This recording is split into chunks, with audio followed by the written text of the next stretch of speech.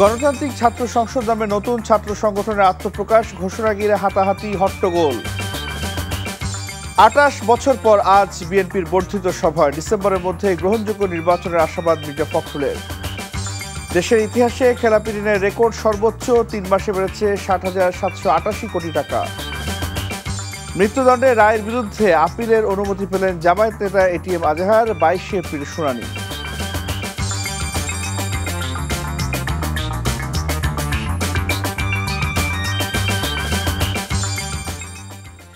আসসালামু আলাইকুম, রাইসুল হক চৌধুরী স্বাগত জানাচ্ছি এনটিভির মধ্যরাতের খবরে। ক্রাউন সিমেন্ট শিরোনাম দেখছিলেন, এবার পুরো খবর। হট্টগোল ও হাতাহাতির মধ্যে বুধবার আত্মপ্রকাশ করল বৈষম্য বিরোধী ছাত্র আন্দোলনের সাবেক সমন্বয়কদের উদ্যোগে নতুন ছাত্র সংগঠন গণতান্ত্রিক ছাত্র সংসদ। নতুন এই ছাত্র সংগঠনে পদবঞ্চিত হওয়ার অভিযোগ এনে বেসরকারি বিশ্ববিদ্যালয়ের একদল শিক্ষার্থী হট্টগোল শুরু করে, যা পরবর্তীতে হাতাহাতিতে রূপ নেয়। এ সময় সংঘর্ষে বেশ কয়েকজন শিক্ষার্থী আহত হয়েছেন বলে খবর পাওয়া গেছে। কায়কোবাদ মাহমুদের রিপোর্ট। ঢাকা বিশ্ববিদ্যালয়ের মধুর ক্যান্টিনে বৈষম্য বিরোধী ছাত্র আন্দোলনের সমন্বয়ক আবু বাকের মজুমদার সংগঠনের ঘোষণা নিয়ে বক্তব্য শুরু করলেই তার উপর চড়াও হন প্রাইভেট বিশ্ববিদ্যালয়ের কিছু শিক্ষার্থী। এক পর্যায়ে বৈষম্য বিরোধী ছাত্র আন্দোলন ও বেসরকারি বিশ্ববিদ্যালয়ের শিক্ষার্থীদের মধ্যে শুরু হয় হাতাহাতি। হাতাহাতির মধ্যেই নতুন ছাত্র সংগঠন বাংলাদেশ গণতান্ত্রিক ছাত্র সংসদের আহ্বায়ক কমিটি ঘোষণা করা হয়, যেখানে আবু বাকের মজুমদারকে আহ্বায়ক এবং জাহিদ আহসানকে সদস্য সচিব করা হয়েছে। এছাড়া নতুন ছাত্র সংগঠনটির ঢাকা বিশ্ববিদ্যালয় শাখার আহ্বায়ক করা হয়েছে আব্দুল কাদেরকে।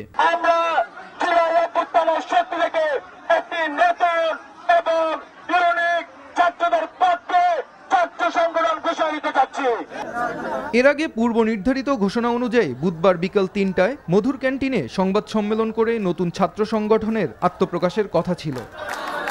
নির্ধারিত সময়ের ১ ঘন্টা পার হয়ে গেলে হঠাৎ বেসরকারি বিশ্ববিদ্যালয়ের শিক্ষার্থীরা এসে বিক্ষোভ শুরু করে।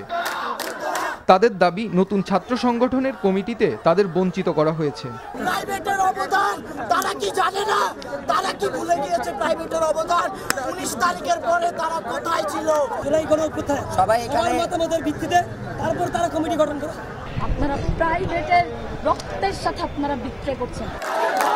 এ পরিস্থিতি নিয়ে সংগঠনটি জানায়, কমিটি নিয়ে দ্বন্দ্বে জড়িতদের বিরুদ্ধে সাংগঠনিক ব্যবস্থা নেওয়া হবে। বাংলাদেশ গণতান্ত্রিক ছাত্র সংসদ একটি স্বতন্ত্র ছাত্র সংগঠন। আমরা প্রাইভেট বিশ্ববিদ্যালয়ের প্রতিনিধি যারা রয়েছেন সকলের সাথেই আমরা কিন্তু বসেছি, মতামত নিয়েছি। আজকে যারা হয়তো বা তাদের সাথেও কিন্তু মতামত নেওয়া হয়েছে এবং তাদের কিন্তু একটা দাবি কিন্তু ছিল এবং নেতৃত্বের প্রতি তাদের উচ্ছ্বাস এবং আকাঙ্ক্ষা থাকবে, সেটার প্রতিফলন কিন্তু যখন নিশ্চিত হয়েছে তখন কিন্তু তারা কিন্তু সেটাকে মেনে নিয়েছে। Kaikobad Mahmud, NTV news, Dhaka. অন্তর্বর্তীকালীন সরকারের নতুন তথ্য সম্প্রচার মন্ত্রণালয়ের দায়িত্ব পেয়েছেন উপদেষ্টা মাহফুজ আলম। বুধবার বিকেলে মন্ত্রিপরিষদ বিভাগ থেকে এক প্রজ্ঞাপনে এই তথ্য জানানো হয়। মঙ্গলবার সাবেক তথ্য উপদেষ্টা নাহিদ ইসলাম পদত্যাগ করেন। পদত্যাগের একদিনের মাথায় মাহফুজ আলমকে এই পদে দায়িত্ব দেওয়া হলো। মাহফুজ আলম গত ১০ নভেম্বর উপদেষ্টা হিসেবে শপথ নেন, তবে তিনি কোনো মন্ত্রণালয়ের দায়িত্বে ছিলেন না।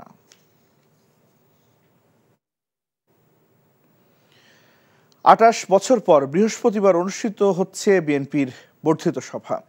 সংসদ ভবনের এলডি হল মাঠে হবে এই সভা। দীর্ঘদিন পর এই বর্ধিত সভা সাড়া ফেলেছে নেতাকর্মীদের মধ্যে। তৃণমূলের মতামত নেয়ার পাশাপাশি আগামী জাতীয় সংসদ নির্বাচন ও দলের করণীয় নিয়ে বর্ধিত সভায় আলোচনা হবে বলে জানিয়েছেন বিএনপি মহাসচিব মির্জা ফখরুল ইসলাম আলমগীর। সভায় লন্ডন থেকে ভার্চুয়ালি যুক্ত হয়ে বক্তব্য রাখবেন দলের ভারপ্রাপ্ত চেয়ারম্যান তারেক রহমান।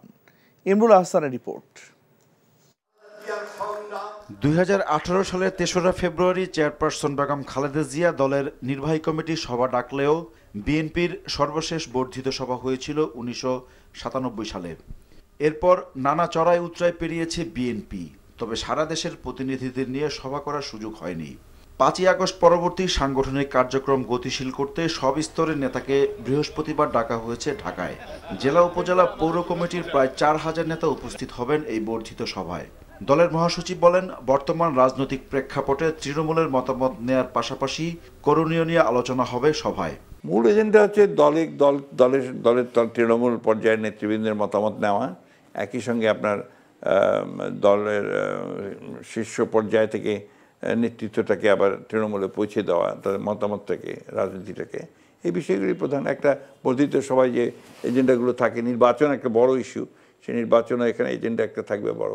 জাতীয় কাউন্সিল হওয়ার কোনো সম্ভাবনা আছে কিনা এই মুহূর্তে আমি জানি না, তবে হতেও হওয়াটা এই মুহূর্তে সম্ভব নয় হয়তো, কিন্তু এটা নির্ভর করবে যে আমাদের যে বর্ধিত সভা হবে, সেই বর্ধিত সভার একটা মতামত নিয়ে সেই সিদ্ধান্তটা নেওয়া হবে।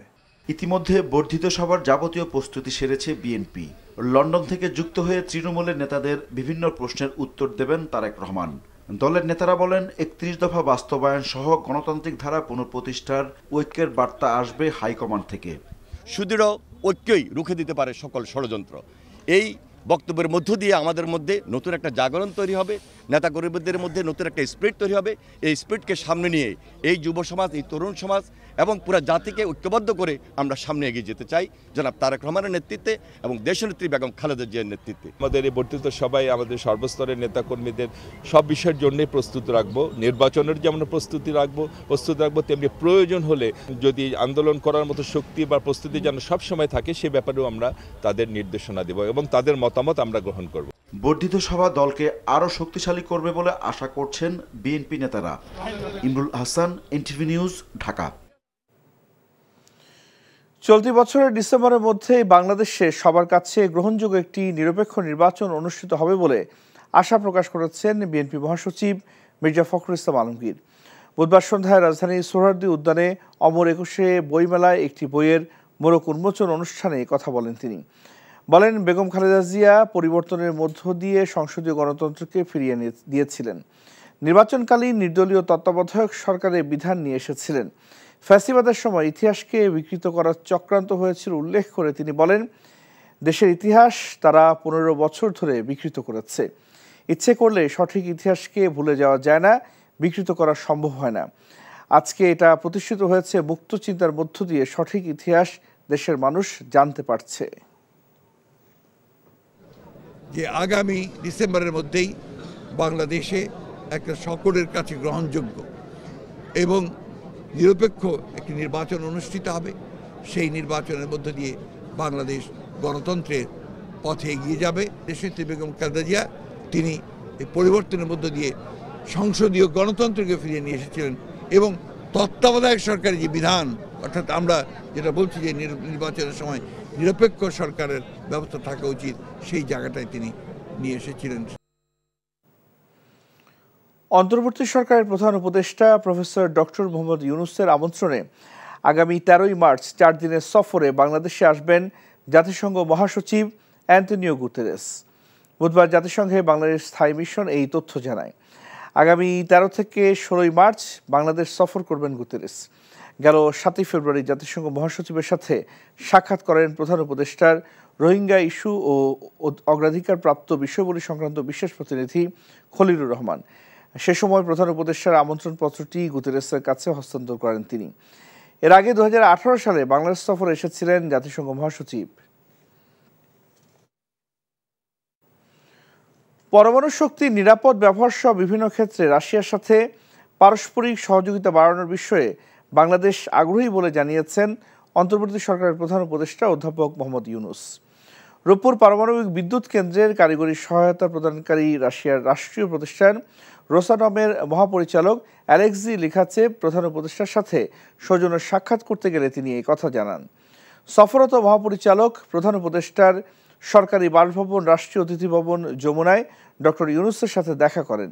এ সময় তারা দুজনেই বাংলাদেশের জ্বালানি নিরাপত্তা নিশ্চিত করতে রূপপুর পারমাণবিক বিদ্যুৎ কেন্দ্রের ভূমিকার কথা স্বীকার করেন। খুব শীঘ্রই রূপপুরের পরীক্ষামূলক উৎপাদন কাজ শুরু হবে বলে জানান লিখাচেভ। একই সাথে আন্তর্জাতিক মান বজায় রেখে এই বিদ্যুৎ কেন্দ্র পরিচালনায় রোসাটম প্রতিশ্রুতিবদ্ধ বলেও উল্লেখ করেন অ্যালেক্সি লিখাচেভ।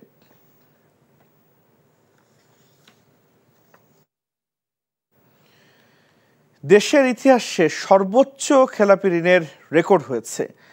গত বছরের সেপ্টেম্বর থেকে ডিসেম্বর পর্যন্ত 3 মাসে 60,000 কোটি টাকা বেড়ে ব্যাংক খাতে খেলাপি ঋণ দাঁড়িয়েছে 3,45,765 কোটি টাকা। যা মোট বিতরণ করা ঋণের প্রায় 20.2%। বাংলাদেশ ব্যাংকের গভর্নর জানান, আওয়ামী লীগ সরকারের আমলে খেলাপির সঠিক তথ্য গোপন করা হয়েছিল। বলেন, ব্যাংকে থাকুক বা না থাকুক জনগণ তার টাকা ফেরত পাবে। রিপোর্ট করছেন ফাহাদ মোহাম্মদ। বুধবার দুপুরে বাংলাদেশ ব্যাংক কার্যালয়ে আয়োজিত এই সংবাদ সম্মেলনের পুরোটা জুড়ে ছিল খেলাপি ঋণ প্রসঙ্গ। ব্যাংকের গভর্নর আহসান এইচ মনসুর জানান, গত বছরের সেপ্টেম্বরে খেলাপি ঋণ ছিল 2,84,977 কোটি টাকা, আর 3 মাসের ব্যবধানে যা বেড়েছে 60,788 কোটি টাকা। আওয়ামী লীগ সরকারের আমলে গোপন রাখা খেলাপির সঠিক তথ্য প্রকাশের উদ্যোগ নিলে এই বিপুল পরিমাণ খেলাপি ঋণ বেরিয়ে আসে বলে জানান বাংলাদেশ ব্যাংকের গভর্নর। আগে এটাকে কম করে দেখানো হতো বিভিন্ন কারণে, এবং এটার পরিমাণ ছিল 9% মতো, তো এটা 9 থেকে 20 হয়ে গেছে এবং আরও 9-এর বেশি বাড়বে, এটাই আমার ধারণা। তো যাই হোক, পার্থক্যটাও আমরা জানি যে রাষ্ট্রায়ত্ত মালিকানাধীন ব্যাংকগুলোতে এই পরিমাণটা সবচেয়ে বেশি, এটা 42%, আর বেসরকারি ক্ষেত্রেও এটা বেড়েছে অনেকখানি। বাণিজ্যিক ব্যাংকের ক্ষেত্রে 15.6, যেটা আগে ছিল 11.9। সংবাদ সম্মেলনে গভর্নর বলেন, যতই নতুন তথ্য আসছে ততই বাড়ছে খেলাপি ঋণের পরিমাণ। দুর্বল ব্যাংকগুলোকে পুনর্গঠন করতে হবে জানিয়ে তিনি বলেন, যেসব ব্যাংক একীভূত করা দরকার সেগুলো একীভূত করা হবে। ব্যাংকিং খাতে টাকা রেখে কেউ টাকা পাবে না, এটা হতে পারে না উল্লেখ করে তিনি আরও বলেন, ব্যাংক থাকুক বা না থাকুক জনগণ তার টাকা পাবে। ব্যাংকিং খাতে টাকা রেখে টাকা পাবে না, এটা হবে না বাংলাদেশে। এটা আমরা করতে দেব না। কিছুটা দায়বদ্ধতা সরকারি নিচ্ছে এই ক্ষেত্রে। ব্যাংক থাকুক না থাকুক ব্যক্তি তার টাকাটা পাবে, এটাকে আমরা নিশ্চয়তা দিচ্ছি। ব্রিফিংয়ে বাংলাদেশ ব্যাংকের 3য় তলায় তথ্য সংগ্রহে সাংবাদিকদের প্রবেশে বাধার বিষয়ে গভর্নর জানান, নিরাপত্তা ইস্যুতে সবার জন্য আইন সমান। সিকিউরিটি ইস্যু তো সাংবাদিকদের না, আপনাদেরকে কেউ বলে নাই আপনাদের কিন্তু লক্ষ্য করে, এটা সবার জন্য প্রযোজ্য। আপনারা কেন নিজেদেরকে একটা ক্লাসিফাই করে নিচ্ছেন নিজেদেরকে? এটা তো it is applicable for everybody. ঠিক আছে, তালুকদার সাহেব করেছেন, আমি আহসান মনসুর সাহেব করলেন, ঠিক আছে, আপনারা সেভাবে লিখতে চান লেখেন। বর্তমান রিজার্ভ $21 বিলিয়ন, যা স্বস্তিদায়ক বলে উল্লেখ করেন কেন্দ্রীয় ব্যাংকের governor. Fahad Mohammad, NTV news, Dhaka. Voter রেজিস্ট্রেশনে আশাব্যঞ্জক সাড়া পাওয়া যাচ্ছে উল্লেখ করে নির্বাচন কমিশনার মোহাম্মদ আনোয়ার ইসলাম সরকার বলছেন, ডিসেম্বরকে সামনে রেখেই নির্বাচনের সব প্রস্তুতি চলছে। বুধবার বিকেলে ভোটার তালিকা হালনাগাদ বিষয়ে মুন্সিগঞ্জে এক মতবিনিময় সভায় সাংবাদিকদের প্রশ্নের জবাবে এ কথা বলেন তিনি। এ সময় তিনি বলেন, স্থানীয় নির্বাচন করতে গেলে 1 বছরের সময় প্রয়োজন, সেক্ষেত্রে ডিসেম্বরে জাতীয় নির্বাচন সম্ভব নয়। ডিসেম্বরে নির্বাচনের জন্য নির্বাচন কমিশন প্রস্তুতি নিচ্ছে। আইনশৃঙ্খলা পরিস্থিতির উন্নয়ন হচ্ছে, আগামী 2-3 মাসের মধ্যে আরও উন্নয়ন হবে। তিনি আরও বলেন, সংসদ নির্বাচনের আসন পুনর্বিন্যাসের জন্য বিদ্যমান আইনের সংস্কার প্রয়োজন, সেটির কাজও চলছে।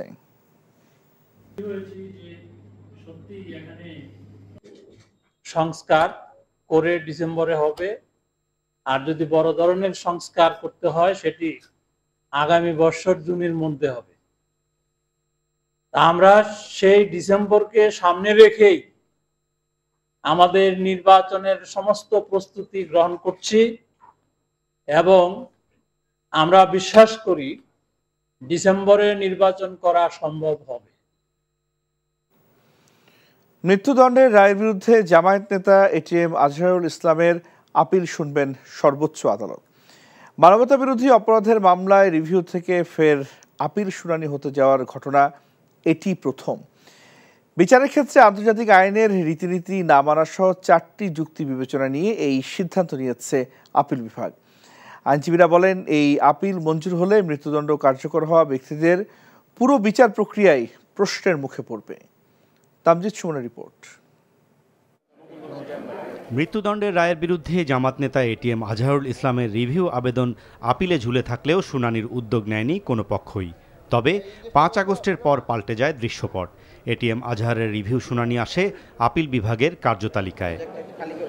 মঙ্গল ও বুধবার এই দুদিন আজহারের রিভিউ শুনানি হয়। শুনানিতে উঠে আসে মানবতা বিরোধী অপরাধ মামলায় বিচারের নানান অসঙ্গতি, আন্তর্জাতিক আইনের রীতিনীতি না মানা, ন্যায়ভ্রষ্ট বিচার, সাক্ষ্য প্রমাণের নানা দিক তুলে ধরা হয়। সবকিছু বিবেচনায় নিয়ে আজহারের রিভিউ মঞ্জুর করে আপিলের শুনানির দিন ধার্য করেন সর্বোচ্চ আদালত।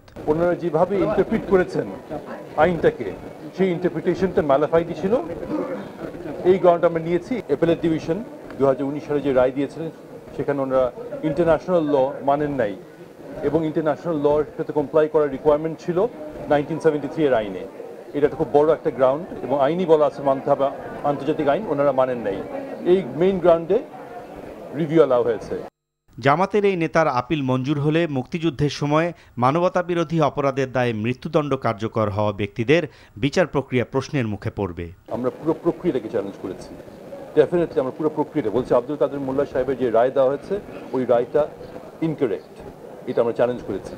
এখন যদি ক্রিমিনাল ফিল্ডে যখন শুনানি হবে, যদি আমাদের বক্তব্য অ্যাকসেপ্ট করে, অবভিয়াসলি এটা কোয়েশ্চেন রেজ হবে আব্দুল কাদের মোল্লা সাহেবের রায় এবং তার পরবর্তীতে যত রায় হয়েছে ওটার মিসক্যারেজ অফ জাস্টিস হয়েছে কিনা ওটা আমরা এক্সপ্লোর করতে পারবো। আজহারের রিভিউ শুনানিতে মতামত নেওয়া হয় বর্তমান ট্রাইব্যুনালের প্রসিকিউশনের। তারাও পুরনো ট্রাইব্যুনাল আইনের মান নিয়ে প্রশ্ন তুলেছেন। এই ইন্টারন্যাশনাল ক্রাইমস ট্রাইব্যুনাল অ্যাক্ট 1973 এর অধীনে গঠিত যে আন্তর্জাতিক অপরাধ ট্রাইব্যুনাল, সেখানে আন্তর্জাতিক আইনের যে ডেফিনেশন এবং যে প্রসিডিউর সেগুলো অ্যাপ্লিকেবল হবে না এবং তারপর থেকে 2024 সাল পর্যন্ত ট্রাইব্যুনালে যত বিচার হয়েছে সেগুলো ওই জাজমেন্টের আলোকেই এই বিচারগুলো হয়েছে। 13 বছর ধরে কারাগারে রয়েছেন জামায়াত নেতা এটিএম আজহারুল ইসলাম, এর মধ্যে 10 বছর কন্ডেম সেলে। Tamjid Sumon, NTV news, Dhaka. July অভ্যুত্থানে আন্দোলনকারীদের উপর হামলার দায়ে রাজশাহী প্রকৌশল ও প্রযুক্তি বিশ্ববিদ্যালয়ের শিক্ষার্থী, রুয়েট শাখা ছাত্রলীগের সভাপতি ও সাধারণ সম্পাদক সহ 4 জনকে আজীবনের জন্য বহিষ্কার করা হয়েছে। এছাড়া আরও 44 শিক্ষার্থীর বিরুদ্ধে বিভিন্ন মেয়াদে শাস্তিমূলক ব্যবস্থা নিয়েছে কর্তৃপক্ষ। বুধবার রুয়েট ছাত্র শৃঙ্খলা কমিটির সভায় এই সিদ্ধান্ত নেওয়া হয়। ছাত্র কল্যাণ দপ্তরের পরিচালক ও ছাত্র শৃঙ্খলা কমিটির সদস্য সচিব অধ্যাপক ডক্টর মোহাম্মদ রবিউল ইসলাম সরকার এই তথ্য জানান।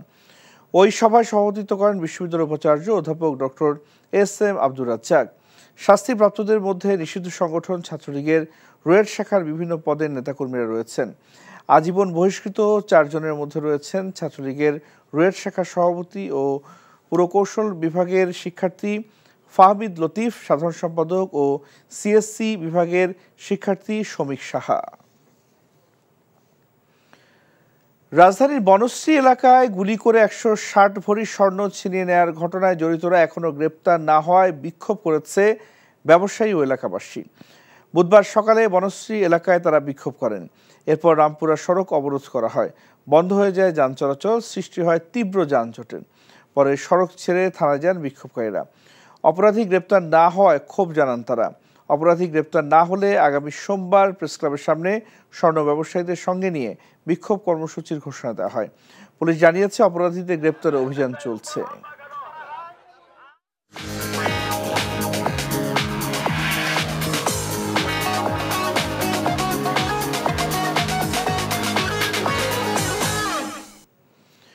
মার্কেন্টাইল ব্যাংক অর্থনীতির খবর। শুধুমাত্র আইন দিয়ে দুর্নীতি বা দুর্বৃত্তায়ন দূর করা যাবে না উল্লেখ করে এর জন্য সামাজিক রীতিনীতি পরিবর্তন জরুরি বলে মন্তব্য করেছেন বাণিজ্য উপদেষ্টা শেখ বশিরউদ্দিন। বাংলাদেশ তাঁত বোর্ডের অধীনে তাঁতিদের মাঝে ন্যায্য মূল্যে সুতা, রং ও রাসায়নিক সরবরাহ বিষয়ক কর্মশালার উদ্বোধনকালে তিনি এমন মন্তব্য করেন। রাজধানীতে অনুষ্ঠিত এই কর্মশালায় সারা দেশ থেকে প্রান্তিক তাঁতিগণ অংশ নেন। যেহেতু প্রান্তিক তাঁতিরা দেশের নির্দিষ্ট এলাকায় বাস করেন, তাই তাদের টিসিবির মাধ্যমে স্বল্প মূল্যে নিত্যপণ্য সরবরাহ করার বিষয়ে সরকার ব্যবস্থা নেবে বলেও জানান উপদেষ্টা। সরকারি ভর্তুকি বা কর ছাড়ের কাগজ যেসব তাঁতি মহাজনদের কাছে বিক্রি করে দেন, তারা নিজেদের এবং দেশের ক্ষতি করছেন বলেও মন্তব্য করেন শেখ বশির।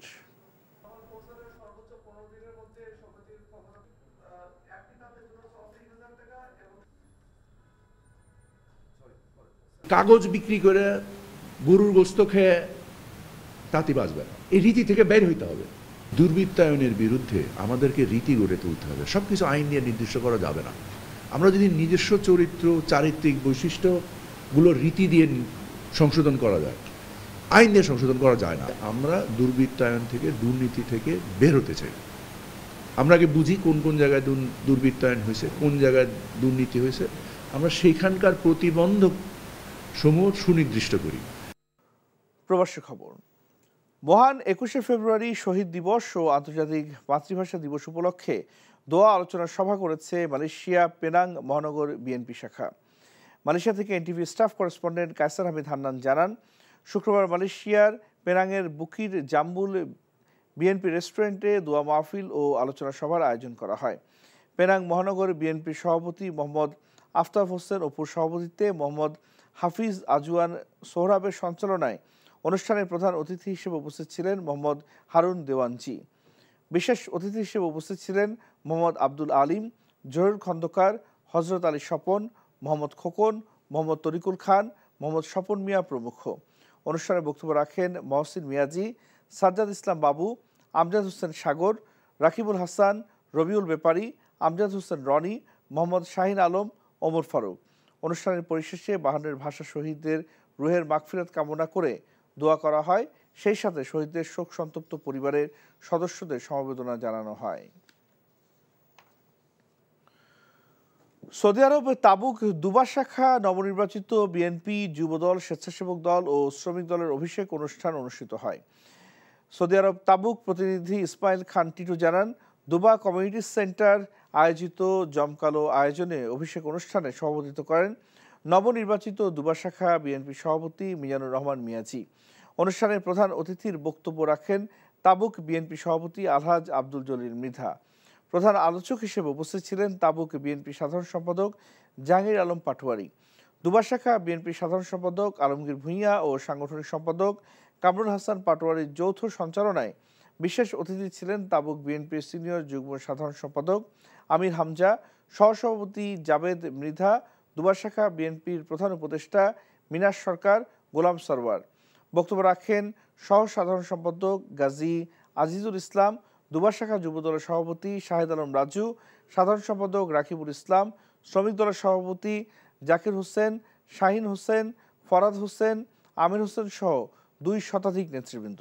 আলোচনা সভা শেষে তাবুক বিএনপি সভাপতি আলহাজ আব্দুল জলিল মৃধা, সাধারণ সম্পাদক জাহাঙ্গীর আলম পাটোয়ারি নবনির্বাচিত নেতৃবৃন্দকে ফুল দিয়ে বরণ করে নেন। মালয়েশিয়া প্রবাসীদের সুলভ মূল্যে দেশীয় খাবারের স্বাদ দিতে কুয়ালালামপুরের বুকিত বিনতানের জালান ইম্বির TRX-এর মসজিদ পাশে বাংলাদেশি মালিকানাধীন রেস্টুরেন্ট স্বপ্ন ছোঁয়া উদ্বোধন করা হয়েছে। মালয়েশিয়া থেকে এনটিভির স্টাফ করেসপন্ডেন্ট কায়সার হামিদ হান্নান জানান, ফিতা কেটে রেস্টুরেন্টটি উদ্বোধন করেন মালয়েশিয়ার বিশিষ্ট ব্যবসায়ী নরসিংদী রায়পুরার নীলক্ষার কৃতি সন্তান মোহাম্মদ আলমগীর ব্যাপারী। এ সময় উপস্থিত ছিলেন মালয়েশিয়া বাংলাদেশ কমিউনিটি এবং বিভিন্ন রাজনৈতিক, সামাজিক, সাংস্কৃতিক ও ব্যবসায়ী সংগঠনের নেতৃবৃন্দ। রেস্টুরেন্টটির কর্ণধার মোহাম্মদ আলমগীর ব্যাপারী জানান, মালয়েশিয়ার সকল প্রবাসী ভাই বোনদের কম দামে মানসম্মত, টাটকা ও সুস্বাদু পরিচ্ছন্ন খাবার পরিবেশনের জন্য আমরা সর্বদা অঙ্গীকারবদ্ধ। আন্তরিকতা ও সুন্দর ব্যবহার করে কাস্টমারদের সর্বোত্তম সেবা করা আমাদের প্রচেষ্টা থাকবে। রেস্টুরেন্ট কর্তৃপক্ষ প্রবাসীদের দোয়া ও সহযোগিতা কামনা করেছেন। উদ্বোধন শেষে দেশ, জাতীয় মুসলিম উম্মার সুখ, শান্তি ও সমৃদ্ধি কামনা করে বিশেষ মোনাজাত করা হয়।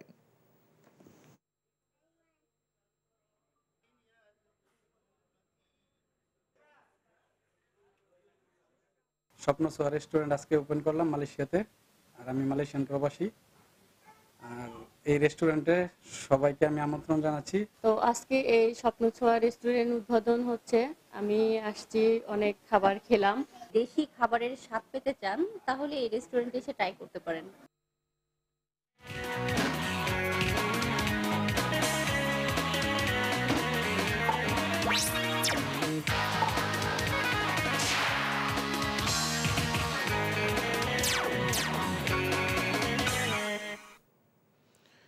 স্পানি প্রিমিয়াম টি খেলার খবর। নারী ফুটবল প্রসঙ্গ। সংযুক্ত আরব আমিরাতের বিপক্ষে 2 প্রীতি ম্যাচের প্রথম দিকে 3-1 গোলে হেরেছে বাংলাদেশ জাতীয় নারী ফুটবল দল। আমিরাত ফুটবল অ্যাসোসিয়েশন মাঠে বাংলাদেশের হয়ে একমাত্র গোলটি করেন অধিনায়ক আফেইদা খন্দকার। আমিরাতের হয়ে জোড়া গোল করেন জর্জিয়া, 1 গোল এলিজাবেথের। এদিন 3-4-3 ফরমেশনে একাদশ সাজান কোচ পিটার বাটলার। জাতীয় দলের জার্সিতে অভিষেক হয় তনিমা বিশ্বাসের। প্রথমার্ধে দারুণ লড়াইয়ের পরও 2-1 গোলে পিছিয়ে পড়েন বাংলাদেশের মেয়েরা। পেনাল্টি থেকে একমাত্র গোলটি করেন আফিদা। দ্বিতীয়ার্ধের ম্যাচে সমতা ফেরানোর জন্য আক্রমণের ধার বাড়িয়েও সুবিধা করতে পারেনি বাংলাদেশ, উল্টো আরেক গোল হজম করে। 2 মার্চ একই দলের বিপক্ষে দ্বিতীয় ম্যাচ খেলবেন স্বপ্না সুরভিরা। খবর শেষ করছি, যাবার আগে ক্রাউন 7 শিরোনামগুলো আরেকবার। গণতান্ত্রিক ছাত্র সংসদ নামে নতুন ছাত্র সংগঠনের আত্মপ্রকাশ ঘোষণা ঘিরে হাতাহাতি, হট্টগোল। 28 বছর পর আজ বিএনপির বর্ধিত সভায় ডিসেম্বরের মধ্যেই গ্রহণযোগ্য নির্বাচনের আশাবাদ মির্জা ফখরুলের। দেশের ইতিহাসে খেলাপি ঋণের রেকর্ড সর্বোচ্চ 3 মাসে বেড়েছে 60,788 কোটি টাকা। মৃত্যুদণ্ডের রায়ের বিরুদ্ধে আপিলের অনুমতি পেলেন জামায়াত নেতা এটিএম আজহার, 22 এপ্রিল শুনানি। এই ছিল মধ্যরাতের খবর। এই খবরের ভিডিও আপডেট জানতে ভিজিট করুন এনটিভি অনলাইন www.ntv.com। এছাড়াও এনটিভি জনপ্রিয় সব অনুষ্ঠান ও খবর আপডেট জানতে ভিজিট করুন আমাদের ইউটিউব ও ভেরিফাইড ফেসবুক পেজ। সকাল 7:30 সকালের খবর দেখার আমন্ত্রণ রইল। ধন্যবাদ সবাইকে।